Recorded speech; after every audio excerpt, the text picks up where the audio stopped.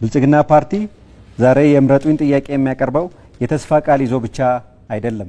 ይልቁንም የተናገረውን ፈጽሞ ተጨባጭ ለውጥ አምጥቶ ባለፉት 5 ዓመታት በውጭ ግንኙነት ዘርፍ ለሕዝባችን ቃል የገባናቸውን ጉዳዮች በተሳካ ሁኔታ ፈጽመን ነው። ፓርቲያችን የሀገራችንን ብሔራዊ ጥቅም የውጭ ግንኙነታችን አልፋና ኦሜጋ አድርጎ ሰርቷል። ብሔራዊ ጥቅማችንን ማዕከል የሚያደርግ ተለዋዋጩን የዓለም አሰላለፍ የሚቋቋም ገቢር ነበብ የውጭ ግንኙነት በማድረግ ኢትዮጵያ በዓለም መድረክ ድምጿ ጎልቶ የሚሰማበት ክብሯና ጥቅሟ የተከበረበት አዲስ የዲፕሎማሲ ማንሰራራት ምዕራፍ ተከፍቷል። ኢትዮጵያ ዛሬ የዓለም ሀያላን ሀገራት የሚመላለሱባት የዲፕሎማሲ ማዕከል ብቻ አይደለችም። የዓለም ስርዓትን በሚወስኑ እንደ ብሪክስ እና በቡድን 20 ሀገራት መድረኮች ላይ ወሳኝ ድምፅ ያላት ሀገር ነች ኢትዮጵያ። እንዲህ ያለው የዲፕሎማሲ ስኬት የመጣው በአጋጣሚ አይደለም። ይልቁንም ታስቦበት በተቀየሰ ጥልቅ ስልትና በጠንካራ ዲሲፕሊን በተተገበረ የውጭ ፖሊሲና የዲፕሎማሲ ስራ ነው። ውድ ኢትዮጵያውያን፣ የኢትዮጵያ ዕጣ ፈንታ ከአባይ እና ከቀይ ባህር ጋር የተሳሰረ ነው። ፓርቲያችን በሁለቱ ውሃዎች ላይ የብሔራዊ ጥቅማችን እንዲከበር ጥረት ሲያደርግ ቆይቷል። አያሌ ፈተናዎችን በመቋቋም የህዳሴ ግድብን በቆራጥነት ሰርተን በማጠናቀቅ በብሔራዊ ጥቅማችን ላይ የማንደራደር በሉዓላዊነታችን ላይ የማንቆምር መሆናችንን በተግባር አስመስክረናል። ብልጽግና ለረጅም ዘመናት በተሽኮርማሚነት ታጥሮ የቆየውን ጥቅሞቻችንን ማስከበር የተሳነውን የውጭ ግንኙነት አካሄድ በማደስ በሀገራችን ጥቅሞች ላይ ቆራጥ አቋም በማራመድ ለ3 አስርተ ዓመታት ታፍኖ የኖረውን የኢትዮጵያን የባህር በር ጥያቄ ከቀጠናችን አልፎ ዓለም አቀፍ እውቅና እንዲሰጠው ማድረግ ችሏል።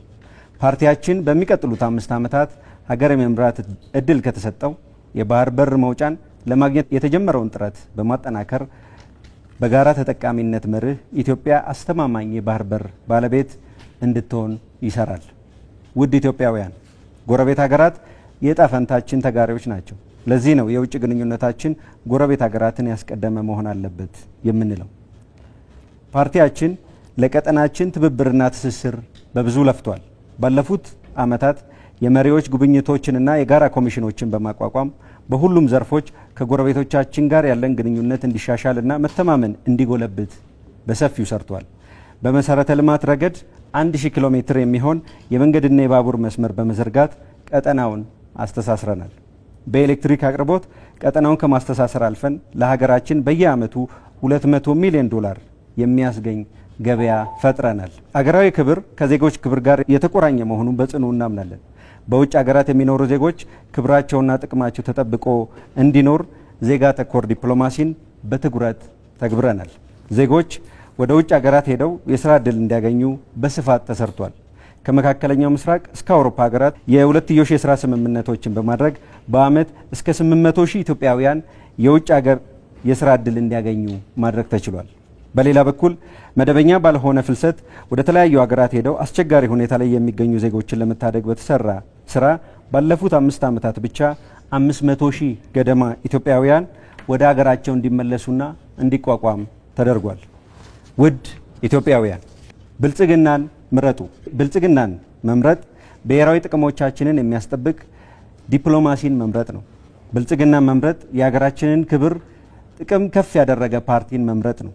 የብልጽግና ፓርቲ የምርጫ ምልክት የስንዴ ነዶ ነው። የስንዴ ነዶ ስንተባበር፣ ስንደመርና በአንድነት ስንቆም ህዳሴን የመሰሉ ታሪክ ቀያሪ ግዙፍ ፕሮጀክቶችን እንደምንጨርስ፣ ብሔራዊ ጥያቄዎቻችንንም እንደምንመልስ የሚያመላክት የአይበገሬነታችን ትምህርት ነው።